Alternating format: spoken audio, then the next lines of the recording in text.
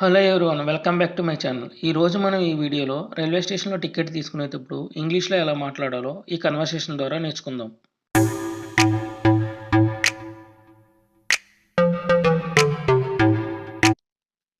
Scene a bustling railway station ticket counter. Passenger, good morning. Can I get a ticket to Mumbai please? Ticket agent, smiling.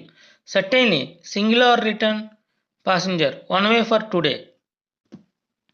బస్లింగ్ railway station అన్న ఫ్రేజ్లో బస్లింగ్ అంటే సందడిగా అని అర్థం. అంటే railway station జనంతో సందడిగా ఉందని అర్థం. బస్లింగ్ అనే వర్డ్లో టీ సైలెంట్. బస్లింగ్ రైల్వే స్టేషన్ అంటే సందడిగా ఉన్న రైల్వే స్టేషన్ అని అన్నాం కదా.